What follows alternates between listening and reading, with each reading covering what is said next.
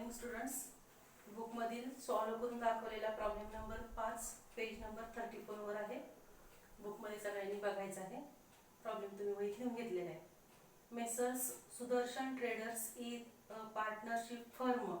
Sudarshan traders ही partnership firm आहे. त्यामुळे in the books of लिहिताना पार्टनरची नावं लिहायची नाहीत, तर in the books of messrs Sudarshan traders असं लिहायचं. In which Ram and Krishna are partners. त्या फर्ममध्ये किंवा त्या ट्रेडर्समध्ये राम आणि कृष्णा हे दोन पार्टनर आहेत. Sharing profits and losses in the ratio 3:2. Profit लॉसचा रेशो 3:2 हा त्यांचा आहे. From the following trial balance prepare final account for the year 2018-19. म्हणजे फायनल अकाउंट आपल्याला प्रिपेअर करायला सांगितलेत. म्हणजे फायनल अकाउंट म्हणजे trading account, profit loss account आणि बॅलन्स शीट हे आपल्याला प्रिपेअर करायला सांगितलेले आहे. तर आता ट्रायल बॅलन्स बघायचा. किती तारखेचा दिला आहे? 31 मार्च 2019चा. आता ट्रायल बॅलन्सची डेबिट साइड तिथं ओपनिंग स्टॉक आहे ट्रेडिंग अकाउंटच्या डेबिटला. आता या प्रॉब्लेम मध्ये मी तुम्हाला ऍडजस्टमेंटची इफेक्ट आणि करंट अकाउंटची इफेक्ट हे सांगणार आहे. बाकीचं सगळं ऍडजस्टमेंट या सगळे इफेक्ट आहेत ते आपले ऑलरेडी पहिले झालेले आहेत. नवीन आयटम आहे तेवढे सांगणार आहे. आणि पुस्तकात त्याचा आन्सर पण प्लस दिलेला आहे. ओपनिंग स्टॉक कुठे लिहायचा? ट्रेडिंग अकाउंटच्या डेबिटला. कॅपिटल अकाउंट, आता इथं करंट अकाउंट पण आलाय, त्यामुळे कॅपिटल अकाउंट लायबिलिटी साइडला आउटरला कॉलम मध्ये, आउटर कॉलम मध्ये त्याच्या अमाउंट लिहायच्या. करंट अकाउंट, आता करंट अकाउंट रामची अमाउंट बघा कोणत्या कॉलम मध्ये? क्रेडिटला आहे. त्यामुळे करंट अकाउंटच्या क्रेडिटला रामच्या कॉलम मध्ये अमाउंट लिहायची 8,000. आणि कृष्णाचा बॅलन्स कोणता दिलाय? तर डेबिट. त्यामुळे टू बॅलन्स ब्रॉट डाऊन. कृष्णाच्या कॉलम मध्ये अमाउंट लिहायची 4,000. या पद्धतीनं ओपनिंग बॅलन्स लिहून झाले. त्यानंतर परचेसेस आहेत ट्रेडिंग अकाउंटच्या डेबिटला. Sales trading account credit. Next sundry debtors. Sundry debtors ही आपली असेट असते. सन्ड्री क्रेडिटर्स ही liability. Bills receivable. Bills receivable आपली असेट आहे. बिल्स पेएबल ही लायबिलिटी. कमिशन हा आयटम दोन्हीकडे येऊ शकतो, प्रॉफिट लॉसच्या डेबिटला किंवा प्रॉफिट लॉसच्या क्रेडिटला. अमाउंट कॉलम बघायचा. अमाउंट 2,800 कोणत्या कॉलम मध्ये आहे? तर डेबिटला, म्हणून प्रॉफिट लॉसच्या डेबिटला. Wages trading account debit. Salary profit loss debit. त्यानंतर फर्निचर आहे. फर्निचर ही आपली असेट आहे. Plant and machinery asset. RDD trial balance मधला आरडीडी हा ओल्ड आरडीडी असतो. बॅड डेट्सचा जो फॉर्मॅट आहे प्रॉफिट लॉसच्या डेबिटचा त्याच्यामधून लेस करायचा. इन्व्हेस्टमेंट असेट आहे. Loan and advances given. Loan आपण दिलंय म्हणजे ती थोडक्यात आपली इन्व्हेस्टमेंट आहे, म्हणजे तो पण आयटम आपला असेटला झाला. त्यानंतर insurance profit loss debit. Bad debts profit लॉसच्या डेबिटला फॉर्मॅट मध्ये 1 नंबरला लिहायचे. 12% government bond purchased on 1 January 2019. 12% government bond याचा पहिला इफेक्ट आपल्या बॅलन्स शीटच्या असेटला जाणार. 12% हा इंटरेस्टचा रेट आला आणि हिडन ऍडजस्टमेंट आहे. त्यामुळे पहिल्यांदा वर्किंग नोट आहे आपली interest on government bond. Government बॉन्डची अमाऊंट किती आहे? 15,000. अमाऊंट, रेट आणि पिरियड या तिन्ही गोष्टींचा आपल्याला त्या ठिकाणी विचार करावा लागणार आहे. अमाऊंट आहे 15,000. इंटरेस्टचा रेट 12% म्हणून 12/100. आणि परचेस ऑन किती दिलाय? 1 जानेवारी 2019. आणि बॅलन्स शीटचे डेट इयर एंडिंगची किती आपली किंवा इयर एंडिंग किती आहे? तर 31 मार्च 2019. म्हणजे जानेवारी, फेब्रुवारी आणि मार्च हे फक्त 3 महिन्याच आपण गुंतवणूक केली आहे. त्यामुळे 3 महिन्याचाच त्याच्यावरचा इंटरेस्ट काढायचा आहे, म्हणून 3/12. कॉमन झिरो कट झाले, 12ला 12 गेलं आणि राहिला काय तर 450 रुपये हा आपला इंटरेस्ट आला. मग याचे इफेक्ट हे आता हिडन ऍडजस्टमेंट आहे, दोन इफेक्ट झाले पाहिजेत. असेट मध्ये काय करायचं? ऍड करायचं. गव्हर्नमेंट बॉन्ड आहे ते इनर कॉलम लिहायचे, त्याच्यामध्ये ऍड इंटरेस्ट किंवा outstanding interest, accrued interest, interest receivable कोणताही वर्ड लिहिला तरी चालू शकतो. असेट मध्ये काय करायचं? गव्हर्नमेंट बॉन्ड मध्ये ऍड करायचं. आणि ते इन्कम आहे पण ते डायरेक्ट इन्कम नाही, ते इनडायरेक्ट इन्कम आहे, म्हणून कुठे जाणार? प्रॉफिट लॉसच्या क्रेडिट साइडला. या पद्धतीनं इंटरेस्ट ऑन गव्हर्नमेंट बॉन्डचा इफेक्ट त्या ठिकाणी आपल्याला दाखवायचा आहे. आता खाली प्लेन दिलेले ऍडजस्टमेंट बघा.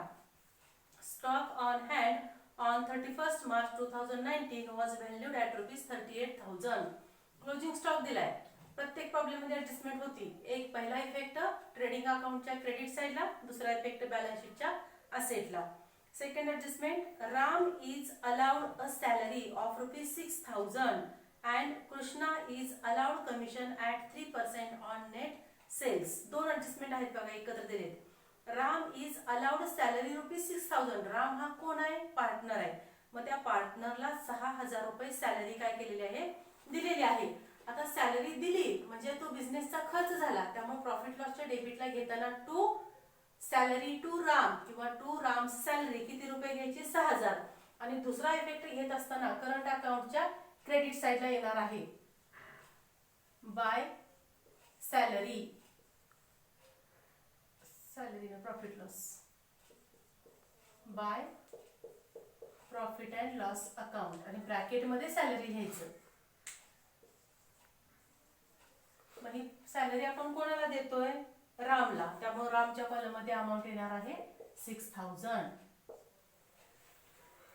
आणि कमिशन सांगितलंय 3% ऑन नेट सेल्स. कोणाला द्यायचंय ते? कृष्णाला. पुन्हा इफेक्ट सेम येणार आहे bye profit and loss account. कशाचं आहे हे? कमिशन. तर कमिशन कोणाला देणार आहे? कृष्णाला. त्यामुळे रामच्या कॉलम मध्ये डॅश येईल. कमिशन कशावर सांगितलंय? Net cells. नेट सेल्सचा अर्थ काय? सेल्स मधून रिटर्न वगैरे असेल ते वजा केल्यानंतर जी आउटरला रक्कम येते ती म्हणजे आपली नेट सेल्सची. या प्रॉब्लेम मध्ये आपल्याला रिटर्न दिलेला नाही, त्यामुळे सेल्सची अमाऊंट आपली 2,08,000 हीच आपली नेट सेल्सची अमाऊंट झाली. आणि त्याच्यावर 3% सांगितलंय म्हणून गुणिले 3/100. 2 झिरो कट झाले, राहिल्यांचा गुणाकार केला.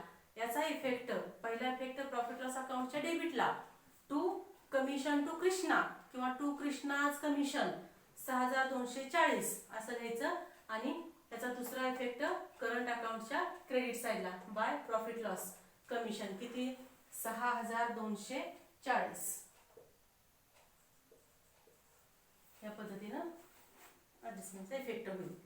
त्यानंतर 3 number adjustment, interest on partners capital is allowed at the rate 5% per ANM.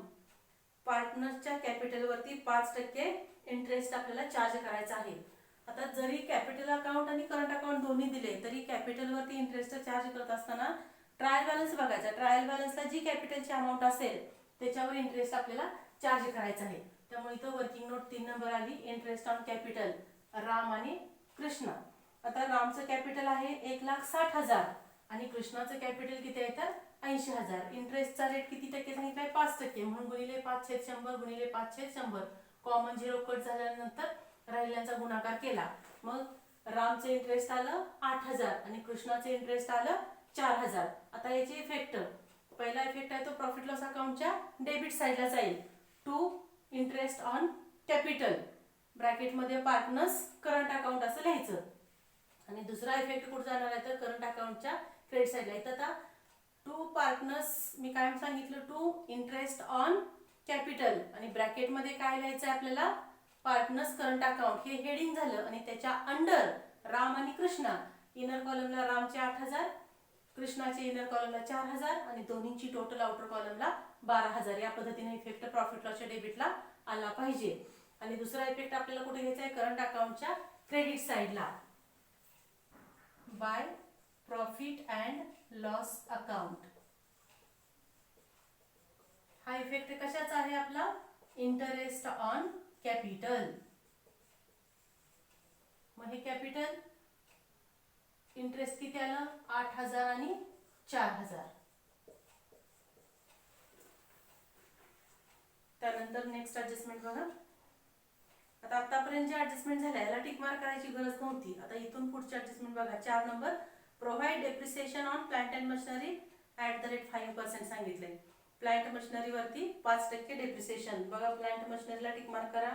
तिथे काही एक्स्ट्रा इन्फॉर्मेशन नाही, त्यामुळे डायरेक्ट अमाऊंट वरती 5% डेप्रिसिएशन काढायचं, असेट मधून लेस करायचं आणि प्रॉफिट लॉसच्या डेबिट साइडला. 5 number, ₹3,000 from our debtor from our customer is not रिकव्हरेबल.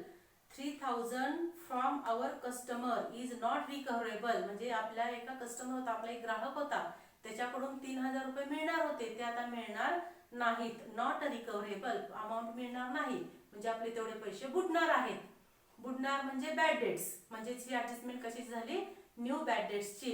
दोन आयटम वरती इफेक्ट करत असते, सन्ड्री डेटर्स आणि बॅड डेट्स. एक ठिकाणी ऍड होतं, एक ठिकाणी लेस होतं. डेटर्स मधून लेस आणि बॅड डेट्स मध्ये ऍड. त्यामुळे टिक मार्क करताना दोन आयटमला होणार आहे, एक म्हणजे बॅड डेट्स आणि दुसरा म्हणजे सन्ड्री डेटर्स.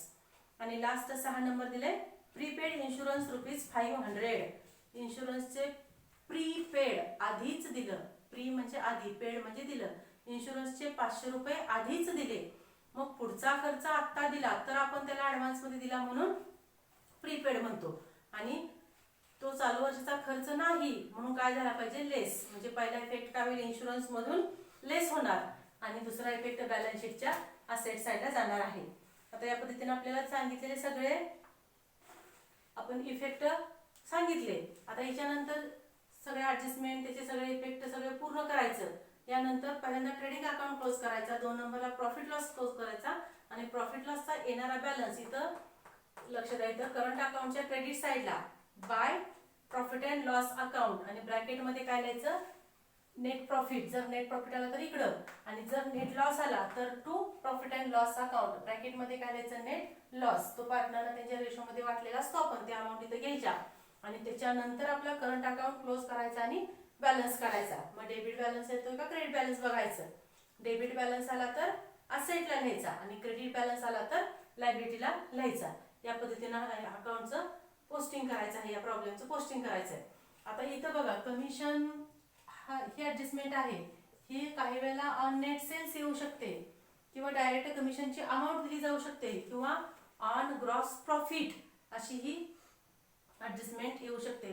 पुढचा तुम्हाला मी होमवर्क म्हणून प्रॉब्लेम देणार आहे, त्याच्यात येणार आहे बघा, ऑन ग्रॉस प्रॉफिट दिलेला आहे. मग आता ग्रॉस प्रॉफिट आपल्याला प्रॉब्लेम मध्ये दिलेला नसतो, मग आता ही ऍडजस्टमेंट आपल्याला सिक्वेन्स मध्ये सोडवता येत नाही. त्यासाठी काय करायचं, एवढी कमिशनची ऍडजस्टमेंट आपण बाजूला ठेवायची असते आणि त्यानंतर सगळ्या ऍडजस्टमेंट सोडवायच्या. ग्रॉस प्रॉफिट काढायचा, कॅरी डाऊन ब्रॉट डाऊन करायचा आणि मग त्या ग्रॉस प्रॉफिटवर, जसं आता नेट सेल्सवर काढलं तसं ग्रॉस प्रॉफिट वरती दिलेल्या पर्सेंटेजनं कमिशन काढायचं आणि मग त्याचा इफेक्ट प्रॉफिट लॉसच्या डेबिटला, करंट अकाउंटच्या क्रेडिटला दाखवायचा आणि अमाऊंट आहे ती त्या ठिकाणी लिहायची आहे. आणि मग आपला ग्रॉस प्रॉफिट नेट प्रॉफिट येईल, नेट लॉस येईल, तो ट्रान्सफर करायचा आणि बॅलन्स शीट त्या ठिकाणी टॅली करायची असते.